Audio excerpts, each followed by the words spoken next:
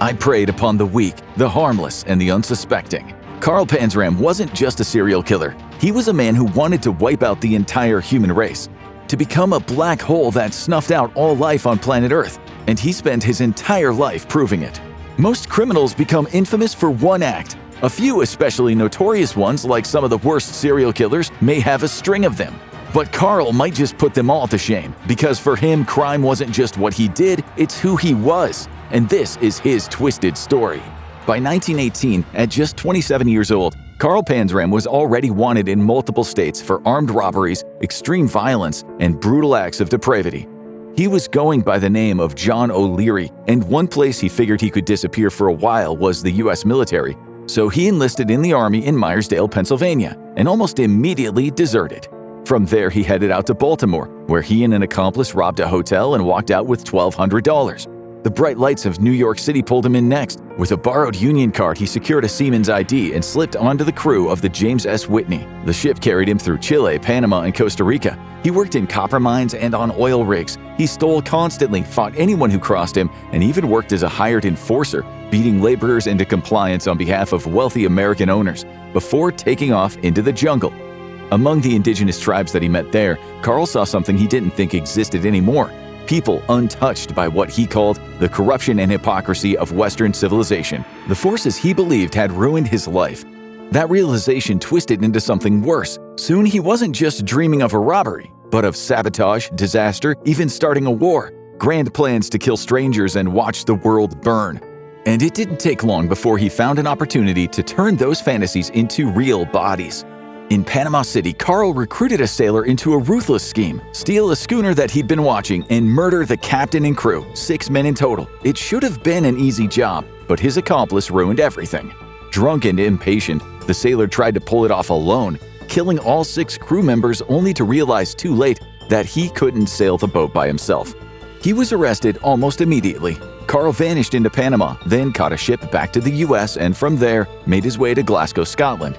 Caught robbing a ship, he ended up in Glasgow's infamous Barlinnie prison, a brutal place for most, but for Carl, practically a vacation. Even so, his time there fermented a deep hatred for Britain, a grudge that he would one day plan to avenge. After his release, he drifted through England, France, and Germany, living off of robbery after robbery. In Germany, he had hit a jewelry store, fencing $7,000 worth of jewels for $1,500, enough to live large in Hamburg for a few weeks. As usual, the money evaporated, and by 1920 he was back in the US, flat broke, hungry, and furious. That's when he arrived in New Haven, Connecticut, and spotted the perfect target, a beautiful colonial home belonging to former President William Howard Taft. Taft had been the Secretary of War when Carl was locked up at Fort Leavenworth as a kid, the place where, as he later said, any good in him had been smashed out. Taft had personally signed the papers that put him there. Carl was about to settle an old score. He robbed the house, taking thousands of dollars worth of jewelry and Liberty bonds, plus a pristine Colt M1911 45 caliber pistol. Among the stolen items was an engraved watch given to Taft by Congress when he served as the Governor General of the Philippines, an era where the U.S. was slaughtering hundreds of thousands of Filipinos, burning villages, torturing prisoners, and letting others die from famine and disease. To Carl, they were hypocrites, every single one of them. And if the world was that rotten, he figured there was only one solution. Carl knew he was evil. He admitted it. But all people are, they just don't know it. The only solution as he saw it was brutally simple: kill as many people as possible and thin the herd. Humanity was a parasite feeding on nature, a biological accident that should have never happened, and now he was about to correct the mistake. With the $3,000 he'd gotten in cash, Carl bought himself a yacht, the Akista, and moored it in New York Harbor. It was the perfect disguise. He now looked like a rich man, exactly the kind of person young, desperate sailors wanted to work for. He'd dress in the expensive clothes that he had stolen and haunt the docks around 25 South Street looking every bit the successful employer. He walked the piers watching for young men down on their luck, guys grateful for a warm meal and a job offer, blind to the danger smiling back at them. Carl was big and powerful after years of hard prison labor, but he always preyed on the weak. He'd wine and dine them, pour drinks, crack jokes, and earn their trust. Then, when they would fall asleep below deck, he would take out the Colt pistol, press it behind their ear, and pull the trigger. No hesitation. To him, they were just more bodies to weigh down with rocks and roll over the side into the black water. One sailor was so excited for the job that he thanked Carl for, quote, giving him a chance. Carl later admitted he smiled because he knew exactly how much the boy was about to suffer. The next morning, the kid sailed like he'd been promised, but not at the helm. He was in the hold, dead. For about 3 weeks, Carl repeated this ritual: lure, liquor, bullet, water. By the end, 10 men were dead, and the Akista was packed with enough cash and valuables to keep him going for months. He kept 2 men around, Delaney and Gilmore, though even he wasn't sure why. One afternoon, drifting through Gravesend Bay, he climbed aboard an empty boat and robbed it in front of them. They were horrified. Carl didn't care. He'd already decided they were next. But things didn't go according to plan. Drunk, he wrecked the Akista near Atlantic City and lost everything on board. Carl nearly died from shock and exposure. When he finally crawled onto the shore, frozen and furious, he was arrested for a minor offense and spent 6 months behind bars.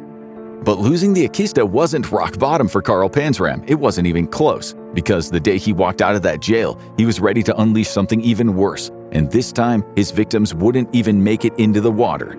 If there was one thing Carl enjoyed, it was a good fight. And in the 1920s USA, hardly a day went by without workers on strike brawling with scabs and cops in the street. And that's why he joined the flying squadron of the Seamen's Union. Things quickly got out of hand, guns were pulled, and Carl found himself facing charges of aggravated assault and inciting a riot. He had no intention of sticking around. He paid bail, headed to Norfolk, Virginia, and boarded a ship to Europe, robbing it, of course, before landing in Spain and from there making his way to the Belgian Congo in Africa and later Luanda, Angola. And this is where his evil nature went into overdrive. It wasn't that he particularly hated other races. When it came to causing pain, he was an equal opportunity predator. With his massive frame and no-nonsense attitude, he landed work in the Sinclair Oil Company, making life hell for the local laborers under him. A modern-day slave driver paid to keep the workforce terrified and obedient. Isolated in a landscape of poverty and violence, he prowled for victims among the local youth.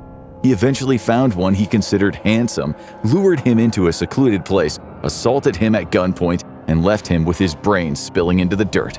This was also where Carl hired 6 local men with the promise of good pay if they helped him hunt crocodiles around the bay and backwaters. They set out to hunt, but they were the prey. Carl shot all 6 and dumped their bodies into the water for the crocodiles. He even tried to turn that massacre into a profit, stealing their canoe and planning to sell it off, only for thieves to steal it from him in the night. Carl was furious. In his mind, somebody always had to pay. Now we need to go back to where Carl started, because it was as bad as his crimes are. Wait until you hear what was done to him first. But really quickly, this is our new channel for all things true crime. If you want more cases this dark, please hit like and subscribe. It genuinely helps us keep making videos like this.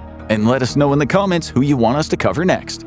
Carl was born in June 1891 to impoverished Prussian immigrant parents, the 6th of 7 children in East Grand Forks, Minnesota. The family worked a rough patch of land granted to them by the U.S. government. Between school and endless farm labor, Carl slept maybe 2 hours a night. Constantly exhausted, he was almost always sick. When he was 7, a severe ear infection pushed his father to try a crude surgery with a kitchen knife and boiling water. One of Carl's brothers would later say the injury caused permanent brain damage, because afterwards something changed. As the infection spread deeper, Carl began to suffer seizures. His temper became wild. He lashed out at everyone for the poverty and misery of his life. By 11, he was fighting, robbing, and had gotten himself a one-way ticket straight to his first stint in reform school. It was his introduction to the depravity of American institutions built for boys just like him.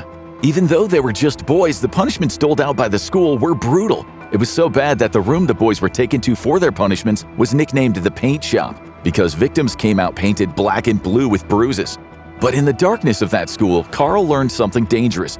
He learned that power over others could feel good, even if he didn't have any yet. And years later, when he was luring men onto yachts and into crocodile-infested water, he would insist that it was places like the reform school that had created him. But the world wouldn't have to wait long to see that evil was already festering inside of him. One day, Carl saw a box of rat poison on a kitchen shelf. It was the first time he seriously considered murder. But rather than killing anyone, he decided instead to burn the school to the ground, the first arson of many in his life. After his release from the reform school, he went right back to his violent ways. He'd beat kids in the streets, taking their money, something he had to admit he got a real kick out of. By 14, he was already far gone. In addition to robbing, he was now also hopping train cars, which is where he would meet a group of hobos who welcomed him into their circle and who would show him their own kind of evil in time. Years later, that boy had become a 31-year-old predator walking the streets of New York, and by summer of 1922, Carl had a plan. He wanted another yacht, another Akista. All he needed were fresh papers. If he walked into the customs house and requested documents for his sunken boat, he could steal a similar vessel and simply change the name and the numbers to match the papers. But first, he needed money to survive. He robbed his way through South Philadelphia and Baltimore, signed onto a ship at Baton Rouge, Louisiana, and later checked into the Marine Hospital in New Orleans. That was a ruse. One night, he slipped downstairs into the pharmacy and emptied as much cocaine, morphine, and opium as he could fit into a suitcase. The haul earned him enough cash to have a good time. After that, he returned to New York for the winter, landing a job as a watchman at the Abico Mill Company. Then he headed back to New Haven, Connecticut, where he robbed the police commissioner's yacht and picked up a .38 Colt double-action side-brake pistol. Life was good, but something was missing. After stealing a yacht in Providence, Rhode Island, he sailed it to New York, and that's how he picked up George, a handsome young man from a good family. But this time, for reasons Carl couldn't explain, he didn't feel like killing him. In hindsight, that was the first big mistake of his life of crime. George was a mother's boy, the opposite of Carl. He was soft. He got seasick on the Hudson River, still believing he was sailing with a wealthy, generous man. Maybe for the first time in his life, Carl didn't want to admit who he really was, essentially a murdering, perverted pirate. But little by little, he let the truth spill out. He told George he wanted them to settle down somewhere nice. "I'll sell the yacht and we can start fresh," he promised. And he meant it. He really did like him. Carl then got a taste of his own medicine. A potential buyer came aboard the yacht one day. Instead of inspecting the boat and handing over the cash, the man pulled a gun. But Carl was ready. He had the police commissioner's pistol, and when the man's attention drifted, Carl put a bullet in his head. George was shaking, horrified, as Carl calmly rifled through the dead man's pockets. At least this murder was almost self-defense. Another day, another body, and this one thrown overboard attached to a hunk of lead. George was there for this grim sea burial, still terrified. It was too much for him to handle. George went back home to Yonkers, where he told his parents and then the police what had happened. Soon, Carl was in handcuffs again, facing charges of sodomy, burglary, and robbery. But again, he had a plan. He found himself a fancy lawyer, a Mr. Cashin, who told him that if Carl turned over his yacht to him, he'd represent him and get him off. Carl agreed, and sure enough, he beat the charge. Later, when Cashin tried to register the boat, he discovered what Carl had already known. The papers were not what they seemed. Broke and angry at himself for trusting George, Carl picked up another young man. This one he assaulted and strangled with a leather belt, dumping the body behind some bushes. He had to get out of Connecticut fast. So he headed back to New York and got a job as a bathroom steward on the Army transport ship the U.S. Grant bound for China. Carl had never been to Asia. It sounded like a fresh start. But Carl Panzram didn't do fresh starts. He got into a fight, and that was the end of his life on the vessel. It seemed like he was on a run of bad luck, and then things got worse. In Larchmont, New York, he tried to rob an express office and a train station. Security saw him as he had his hands on suitcases stuffed with jewelry, fur coats, shoes, and watches. He was laying it all out when he heard a click behind his head. He didn't even look around. He just picked up the axe that he'd brought and swung it. The guard ducked, and the two men went into a full-on brawl. The guard could tell by Carl's face that he was fighting for his life. Somehow, he wrestled the axe out of Carl's hand and slapped on the handcuffs. Carl ended up facing a burglary charge. This time, the prosecuting attorney meant business. Carl agreed to a plea of guilty to avoid a trial in return for what was supposed to be a lighter sentence. He got 5 years in Sing Sing, about as heavy as you could get for burglary. First George, then the failed robbery, and now a two-faced lawyer. In Carl's mind, he hadn't been ruthless enough, and he was paying the price, just like when he had trusted those hobos on the train all those years ago. He was 14 and still naive. They'd invited him into their carriage, and they made him feel welcome, one of them. One night, they passed the bottle around and they started talking. After so many beatings in reform school, it felt good to be with adults who seemed to actually care. Then, Carl got an education in evil. Once he was buzzed on the whiskey, they threw him and his belongings over the side. Carl was left bruised and humiliated in the middle of nowhere. When he awoke, he was gripped by an agonizing pain, dried blood covering his body. As he hobbled to the nearest town, everything suddenly became clear to him. In this life, you are either dominant or you are dominated. Kindness is weakness. Morality is for slaves. You are the predator or you're the prey. This was a lesson he soon learned again. At a tent city, some men took him in. They too assaulted him, and Carl could do nothing about it. The message was the same: if you aren't hurting someone, you're the one being hurt.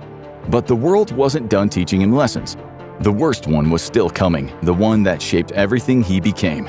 Back then, he was still physically quite feeble, and that wasn't going to change anytime soon, so what he needed was a weapon, and he was already turning into a very skilled thief. And that's how he got his first gun.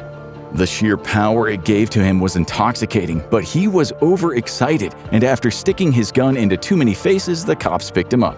Emaciated and filthy, they assumed he was just another poor runaway kid, one of many in America in those days. So like the rest, they shipped him off to the Montana State Reform School.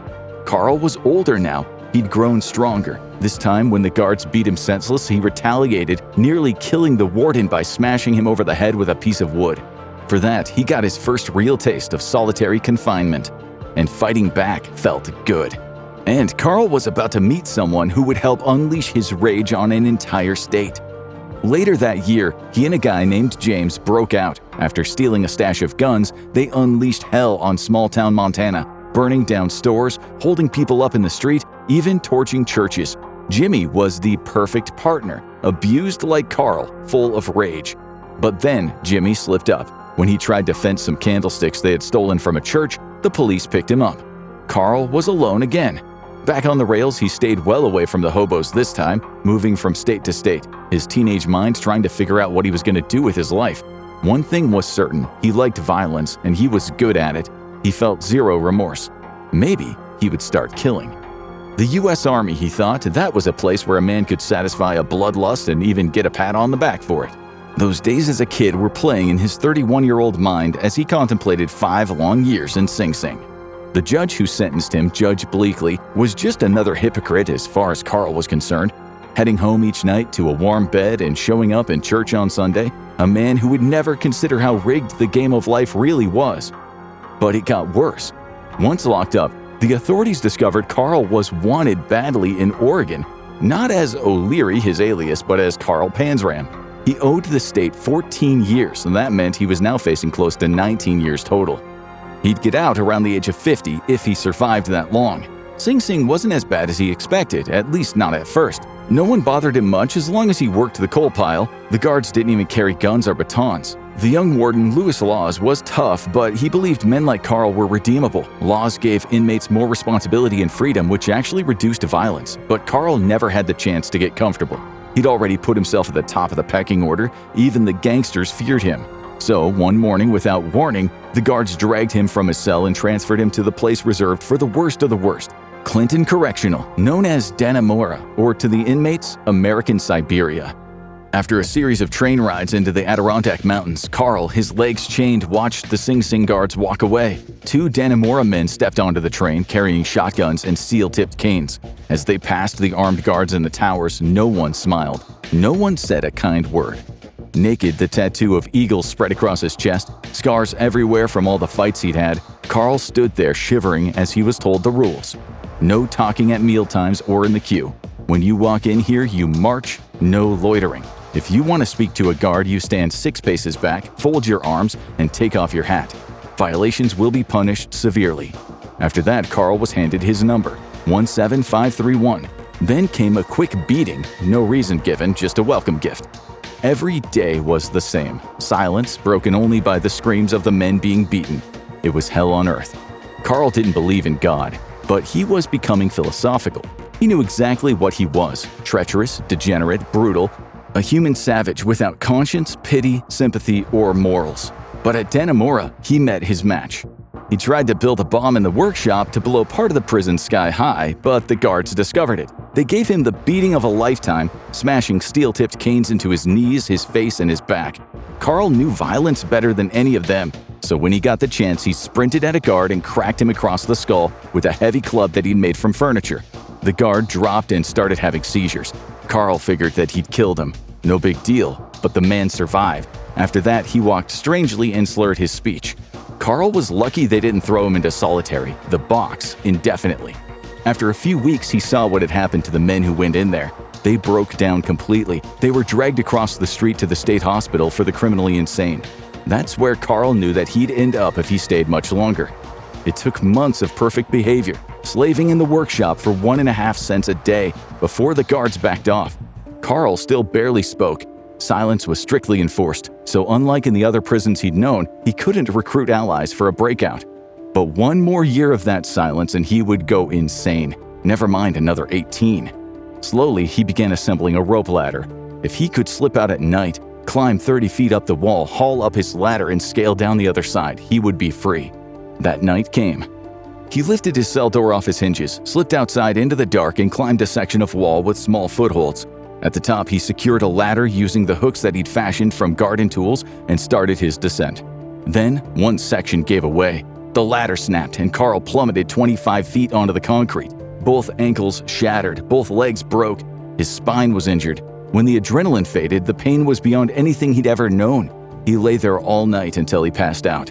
In the morning, the guards found him. 4 of them stood above, grinning, the toughest man in the prison now yelping while they dragged his ruined legs. The newly built medical ward was right there, so he assumed he'd be taken in. Instead, they threw him onto the dirt floor of a solitary cell. Intestines twisted, legs mangled, and they left him there for 8 months. No doctor, no hospital, just a bottle of liniment oil.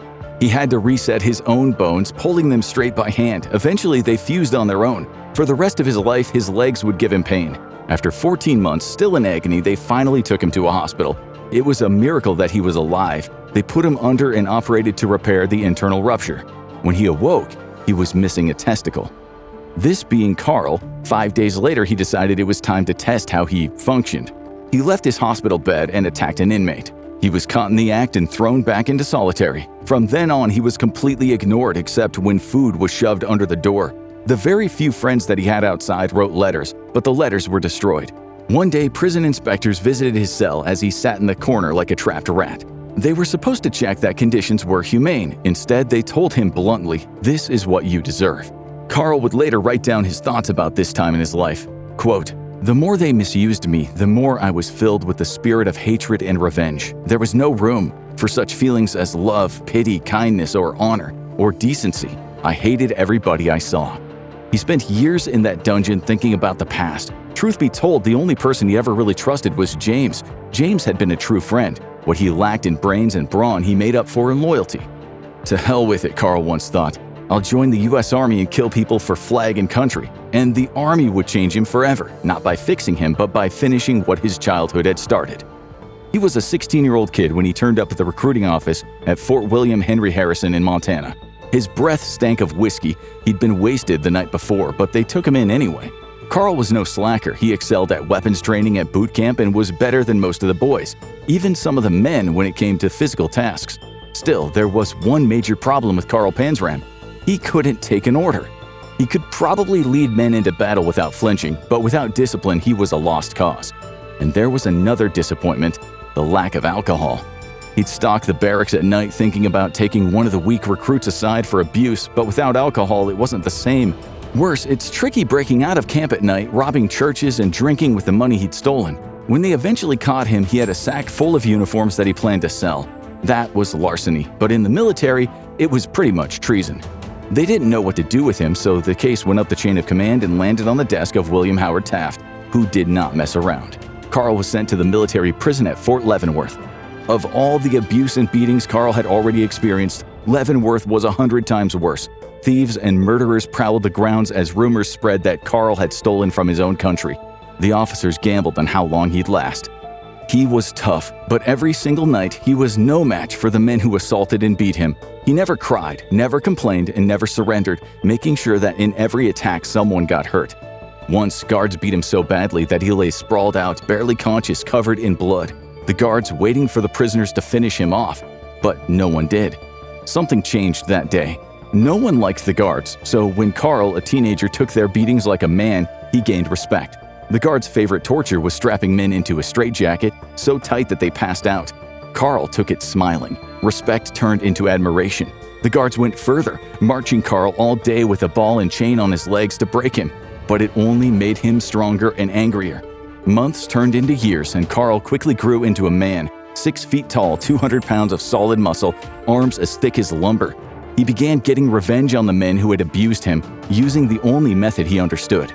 He was a monster, and he knew it, an intelligent brute intent on punishing the civilization that had spewed him into a world of pain. He'd later write, You taught me how to live my life, and I have lived as you have taught me." When he left Leavenworth in 1910, age 19, he had perfected his appetite for destruction, a nihilism he would cling to for life. He rode the rails from town to town, robbing at night, satisfying his violent sexual urges. He hated the homeless after what they had done to him, taking pleasure in making them scream. He rarely targeted women. Women were, quote, dirty, he said. He had proof. After attacking a woman in Denver, a green discharge appeared days later. Gonorrhea, the doctor said. From then on, he avoided females, though his denial of homosexuality was obvious to anyone who knew him. He was free only a few weeks before being jailed for stealing a bicycle. There, he met a safecracker who, in exchange for Carl's protection, taught him the trade. Carl liked him so much that when he was released, he broke back into the jail to spring him out. A daring but stupid act that earned him more time. Maybe it was more than professional. The safecracker thought so. Alone in a cell, he kissed Carl on the lips. For Carl, it was the first time anyone had been close without trying to hurt him. Confused, unable to understand intimacy, only domination or submission, he beat the man to a pulp. Afterward, they kept an awkward distance. In truth, Carl had felt something. He just couldn't figure out what it was. Intimacy, kindness, these were alien to him. After jail, he got a job at the Kansas State Fair, Colonel Dickey's Wild West show, and he liked it until he fought almost every single male worker. When he struck a horse, he was fired. That night, he snuck back in and set the animal tent ablaze. Horses burst out, making an awful noise, their bodies on fire lighting up the night. Carl watched from a distance, smiling. Those flames spread to the other tents, people and the animals running in all directions. Almost every animal died that night. It was the only act of violence in his life that he would later regret. From the circus, he found his next job, joining picket lines of strikers and fighting for fun. When bosses at the Illinois Central Railroad saw Carl brawling, they made him a deal. Work as a strike breaker, and they would pay well for cracking skulls. It was perfect. In St. Louis, he almost single-handedly broke up a strike and made a pile of cash. He was a mercenary for the rich, but he didn't care. No one was innocent in life. One thing did bother him, though. After becoming notorious for violence, rumors spread that he was a yegg, a burglar, one who kept young men a little too close. And in a way, it was true. After his strike days, he picked a couple of pistols and moved on from state to state with a partner in crime, a young male who helped him rob houses and hold up stores. It was a match made in hell until it all came apart when they were caught robbing a house in Jacksonville, Texas. They were sentenced to hard labor building roads. Carl felt jealousy for the first time when the prison guard who ran the chain gang took Carl's man for himself. He wanted revenge, but instead he tried to escape and was caught. His fury collapsed into pain when they hoisted him up by his handcuffs, left him naked and hung him from a pole. Then one by one they took turns lashing him with their snake whips. He barely even moved. He didn't groan, but something changed in him as he hung there, his body covered in welts. He'd later say, "There was blood on my back and murder in my heart." After that, he left a trail of blood and humiliation across America, robbing and assaulting his way from Texas to Oregon to San Francisco, but again, he was caught. Looking down a 7-year sentence in Oregon State Penitentiary, he broke out, except he didn't just leave after he had bent the bars of his cell. He brutalized some guards and found gasoline, setting the workshop on fire. The fire spread. Soon firefighters were dousing the blaze and Carl was in handcuffs, taken out to the yard where the inmates had been evacuated. They were all cheering for him as the guards held him down and broke both his ankles with a hammer. The warden Harry Minto was corrupt and the guards were sadistic, but Carl was a special case and he was delivered right into the hands of the notorious Jim Vinegar Cooper, known to the prisoners as the Man of Flogs. Vinegar had one job: break men's wills. A religious man, he took Carl to his torture room and whipped him for hours with his cat-o'-nine-tails. He'd hose Carl down so hard his eyes swelled shut. He threw him in the bathtub and gave him electric shocks with a device known as the hummingbird. But he never broke him. After an escape attempt, they put him in the dungeon, a pitch-black cell, for 60 days. Carl had to eat cockroaches to survive. With the dungeon beckoning, he broke out with an accomplice, a 21-year-old burglar named Otto Hooker. In the nearest town, guards surrounded them. Among them was Superintendent Minto, the man responsible for much of Carl's torment. Armed with his service shotgun, Minto cornered Hooker, who had a stolen pistol. Hooker shot first, killing Minto outright, and died himself in a gunfight the next day. Carl took the blame and received another 7 years. Now Minto's brother John was running the place. Carl escaped yet again, but was soon caught and sent back, where the new Minto devised a fresh form of punishment: the bullpen. A simple, yet brutal idea. Carl and the other troublemakers had to stand within a chalk circle for 14 hours a day, hands on each other's shoulders. Step over the line and they would be shot. Decades later, academic papers would call the bullpen a prison within a prison, in a place where men like Minto and Vinegar got away with torture and murder. Fortunately for Carl, the Minto brothers' reputation eventually alarmed state authorities. A new superintendent, Murphy, was brought in. He was decent and conditions immediately improved. Years passed and Carl was doing so well that he barely thought about escape. He even toured with the prison baseball team, living proof that if men aren't treated like animals, they can be civilized. But Carl Panzram was no ordinary man. With 4 years left, on May 12, 1918, he made his move. He sawed through the bars of his cell and hopped a freight train east. He was 27 years old, ready to become a sailor and see the world. Those would be Carl's 5 years of freedom. The yacht murders, the trips to Central and South America, Africa, and Europe. The same crimes that would eventually land him back in prison and finally on death row. His time at Dannemora ended with broken legs, solitary confinement, and years of hatred fermenting in the dark. But after a few years in the hole, his luck shifted. Severe overcrowding earned him an early release, and he was let out in 1927. His plan this time wasn't just stealing or murder, he wanted a massacre, maybe even a war. The plan was to find a train tunnel and plant explosives. He would wait outside until the Capital Limited or National Limited roared through. When the train hit the explosives, part of it would derail. Then came the real fun. He intended to plant glass containers of formaldehyde and other poisonous gases inside of the tunnel and ignite hundreds of pounds of sulfur, gassing the trapped passengers. He wrote, "I would be stationed at the rear entrance to the tunnel behind a barricade and armed, ready to shoot down anyone who had enough life to try to get out." But he wasn't done. He'd set a second bomb on a railway bridge. When the train was blown off of the rails, authorities would rush there, giving him plenty of time to tend to the disaster in the tunnel. Wearing a gas mask, he'd loot the bodies, stuffing money, gold, and valuables into sacks. He figured that he'd have an hour and a half, and he'd escape with at least $100,000, murdering 300 to 400 people in the process. When he finished with the US, he'd go to England and start killing there, still hating the British for reasons he never fully articulated. He imagined that if he blew up something and made it look like an attack by another country, he could start a war and be rich enough to profit from it, having already invested in the stock market with his, quote, advanced knowledge. To Carl, that was how the world really worked. War was a racket, he'd figured out, and he wanted in on the next one. He even imagined blowing up a British battleship in the Panama Canal. Excited, he scribbled onto a scrap of paper, "That would be very sure to start a hell of a big war. And in the meantime, I'd be salting away millions of dollars through speculating on stocks on Wall Street." Ambitious? Yes. Maybe deluded. But given his past, you could be sure he was gonna try. First, he needed cash for explosives. He ran 6 burglaries in Baltimore, 2 in Washington, D.C., and then swung back to Baltimore for 2 more. His master plan was coming together. But on August 30th, 1928, the D.C. police caught him. The cops found his room packed with stolen goods. "Name?" asked the investigator. "Carl Panzram," he said, choosing not to lie. "Occupation?" "Thief."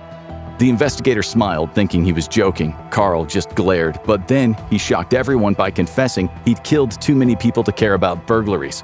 Thinking he was insane or bluffing, they humored him and asked why. "People don't deserve to live," he growled. The legend of Carl Panzram was born. His aliases and stories checked out, at least the parts that could be confirmed quickly. Authorities realized they had a bona fide maniac on their hands. He was sent from jail to the far more secure Leavenworth Federal Penitentiary in Kansas, not far from the fort where guards and inmates had once tortured him years before.